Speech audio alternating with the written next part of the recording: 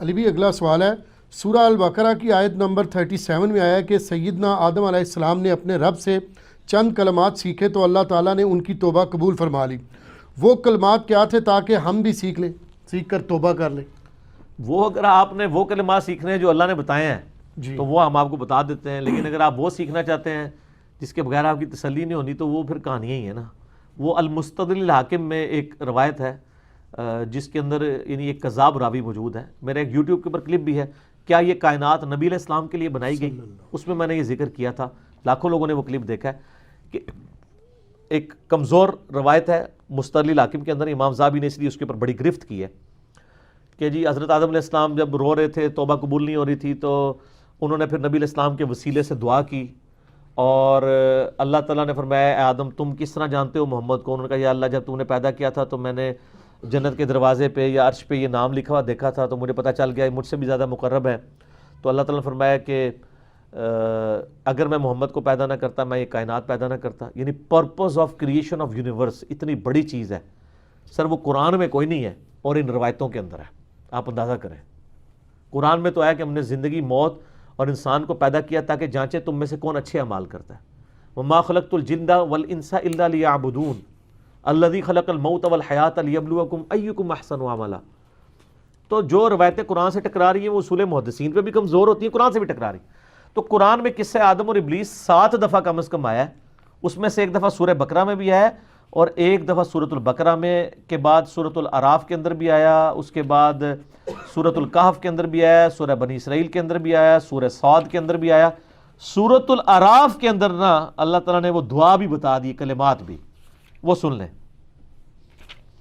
قال ربنا ظلمنا انفسنا وان لم تغفر لنا وترحمنا لنكونن من الخاسرین۔ اے رب ہمارے ہم نے اپنی جانوں پر ظلم کیا اور اگر تو نے ہمیں معاف نہ کیا اور ہم پر رحم نہ فرمایا تو ہم خسارہ پانے والوں میں سے ہو جائیں گے۔ قال اهبطوا بعضكم لبعض، تو اللہ تعالیٰ نے فرمایا کہ ٹھیک ہے توبہ تو قبول ہے لیکن اب زمین پہ تمہیں رہنا ہے، وہ سزا والا پورشن تو رہے گا کہ زمین پہ اتارا جائے گا تمہیں، تم میں سے بعض کے دشمن ہوں گے۔ وَلَكُمْ فِي الْأَرْضِ مُسْتَقَرٌّ وَمَتَاعٌ إِلَىٰ حین، اور تمہیں اس زمین کے اندر کچھ مقررہ وقت کے لیے رہنا ہوگا۔ قال فیہا تحیون وفیہا تموتون ومنہا تخرجون، اسی میں تم زندہ رہو گے، اسی میں تمہیں موت آئے گی اور پھر قیامت دن الٹیمیٹلی اسی سے اٹھائے جاؤ گے۔ تو وہ دعا تھی ربنا ظلمنا انفسنا وان لم تغفر لنا وترحمنا لنکونن من الخاسرین۔ یہ وہ کلمات ہیں، وہ کہتے ہیں جی یہ بھی ہیں اے نال او بھی سن سر او تے گواچے ہوئے تھے اے قرآن دے اندر نے۔ اللہ تعالیٰ نے 7 دفعہ ایک واقعہ بیان کیا ہے، ان میں سے ایک جگہ دعا بھی بتا دی ہے تو کسی جگہ وہ والی دعا بھی آ جاتی جی ٹھیک ہے، تو وہ لیکن ان کی تسلی نہیں ہوتی ہے۔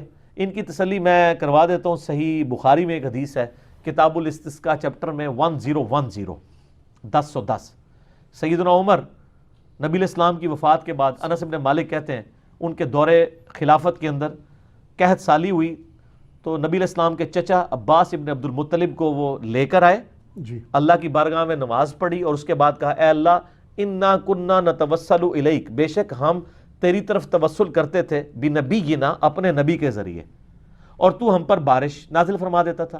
اب نبی علیہ السلام تو ظاہر دنیا سے چلے گئے، ہم ان کو فزیکلی تو نہیں پریزنٹ کر سکتے، ہم ان کے چچا کو لے کے آئے ہیں ان کی دعا کی برکت سے، یہ ہم ان کو وسیلہ بناتے ہیں تیری بارگاہ میں۔ وسیلہ سے مراد ہے وہ دعا کریں گے، نیک بندے سے دعا کروانا۔ تو انس بن مالک کہتے ہیں وہ جتنی بار کرتے ہیں تو دعا کی برکت سے بارش ہو جاتی۔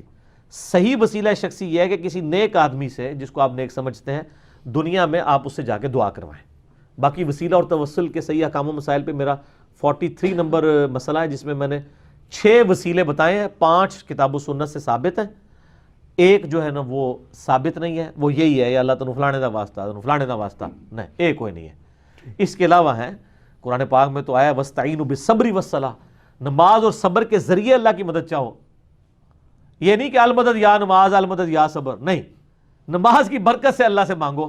جو بخاری مسلم میں کہ 3 لوگ غار میں پھنس گئے تھے، سب نے اپنے اپنے اعمال کا وسیلہ پیش کیا، تو نیک اعمال کا وسیلہ ہے۔ اس کے بعد اللہ کے اسماء کا وَلِلَّهِ الْأَسْمَاءُ الْحُسْنَى فَادْعُوهُ بِهَا، سورۃ الاعراف میں ہی آتا ہے کہ اللہ کے اچھے نام ہیں، ان ناموں کے ساتھ اللہ کو پکارو جو ہم پکارتے ہیں، بسم اللہ الذی لا یضر مع اسمہ شیء فی الارض ولا فی السماء وهو السمیع العلیم، یا حی یا قیوم برحمتک استغیث۔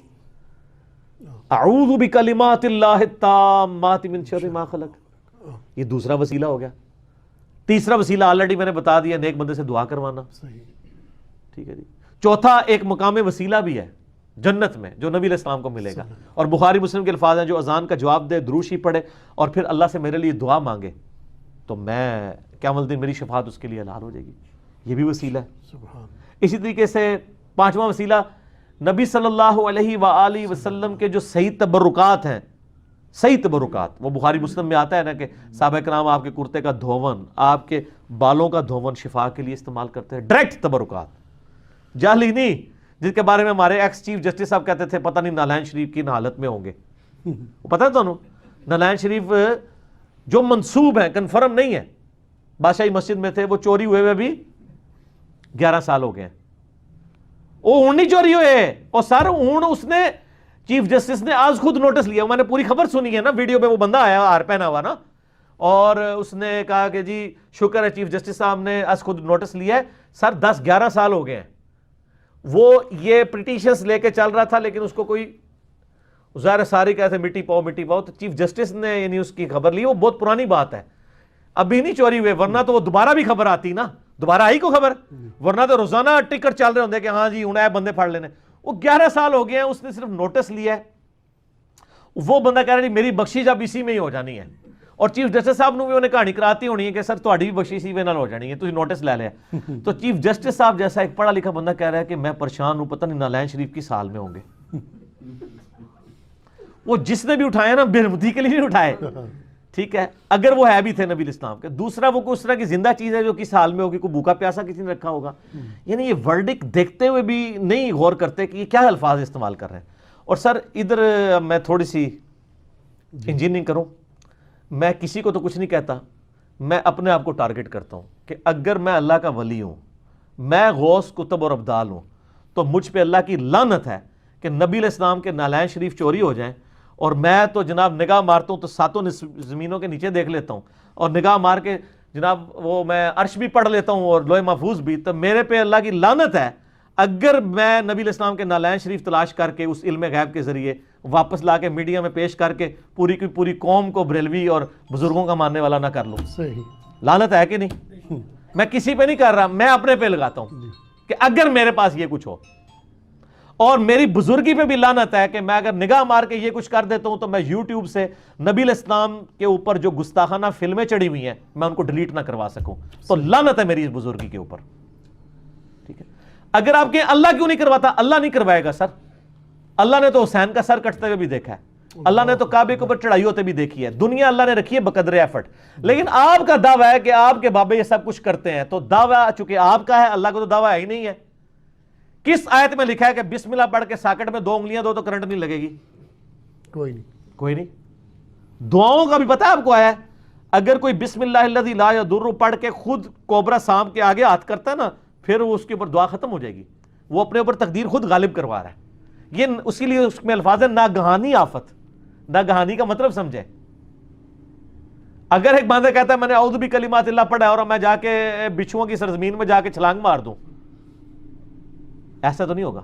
وہ خود اپنے اوپر تقدیر غالب کروا رہا ہے. جو اپنے اوپر تقدیر خود غالب کرواتا ہے نا, پھر دعا والا اس سے سایہ اٹھ جاتا ہے. کیونکہ جب آپ خود مرنا چاہ رہے ہیں تو ٹھیک ہے مرو پھر.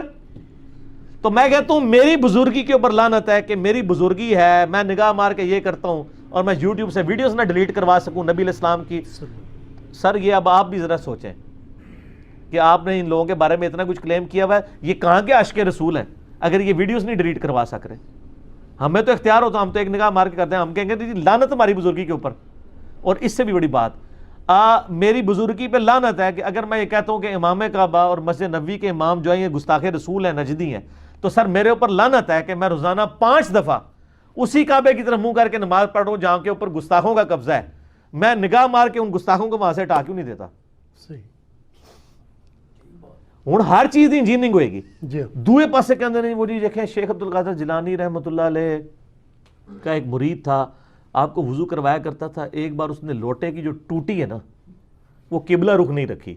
ایک کیڑا دین ہے, ایک کیڑی آیت ہے, کیڑی حدیث ہے کہ قبلہ رخ ٹوٹی رکھنی ہے لوٹے دی؟ دسو.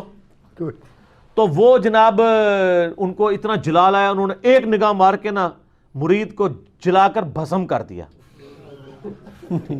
اچھا, اس کے بعد انہوں نے دوسری نگاہ لوٹے کی طرف ماری تو لوٹا پھر قبلہ رخ ہو گیا. ظاہر لوٹے نے تو نہیں سی مرنا نا, لوٹے نے کہا لو منو ساڑھن لگے نے, لوٹا آپ یعنی انہوں نے سیدھا کر دیا, ٹھیک ہے نا. اچھا میں یہ کہتا ہوں خدا دا نا ہے, پہلی نگاہ اگر لوٹے تے بچ جاندی مرید تے بچ جاندہ نا, کیونکہ مقصد تو اچیو ہو جانا تھا. سر یہ کہانی ہے, ٹوٹلی کہانی ہے. اب حالت یہ ہے کہ یہ سارے بڑے بڑے بزرگوں کے مزارات امریکہ کی بمباری میں عراق کے اندر ڈیمیج ہوئے ہیں, کوئی کچھ نہیں کر سکا.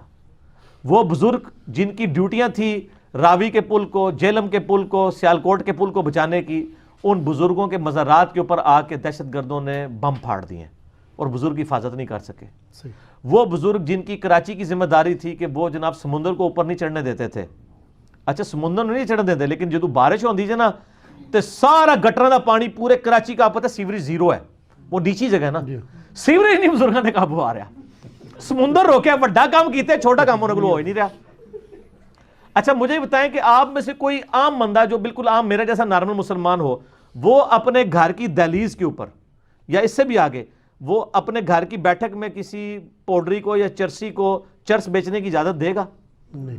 سر گناہگار سے گناہگار لوگ جو نماز بھی نہیں نہ پڑھتے, ان کے محلے میں بھی اگر کوئی اس طرح کے لوگ آ جائیں نا تو وہ مالک مکان کہندے نے کرایہ دار اتھوں کڈو جی ساڈے بچے خراب ہون گے. تو تواڈے سارے بزرگاں دے مزارات دے اوتے جنہاں دی ڈیوٹیاں نے لوگاں دی آخرت بنانے دی, دنیا دی بربادی دا بھی سارا سامان اوتھے ہی وک رہا ہے. آپ ذرا وہ دیکھ لینا سرعام پروگرام میں جو کیا نام ہے اس کا, اقرار الحسن مجاہد ہے, ویل ڈن. دیکھا جو کھڑے لوگ ہیں ان کو کھڑے لوگ پسند آتے ہیں, دلیر آدمی ہے. تو اس نے وہ سارا وہ کراچی والے مزار کا بھی کچا چٹا کھول دیا ہے کہ ساری فیون یہ وہ. تو جن بزرگوں کے مزارات کے اوپر یہ چیزیں بک رہی ہیں وہ تو اپنے مزار کی ڈیوٹی نہیں صحیح طریقے سے کر رہے, انہوں نے سر باقی شہر کی ڈیوٹی کا سنبھال لی ہے. تو سر آپ بھی اپنی آنکھیں کھولیں, ہم کتنا اور آپ کا کریں, خدا کے لیے اللہ کی طرف لوٹ آئیں, اس کے نبی علیہ السلام کے مبارک قدموں کی طرف لوٹ آئیں. ٹھیک ہو گیا, جزاک اللہ.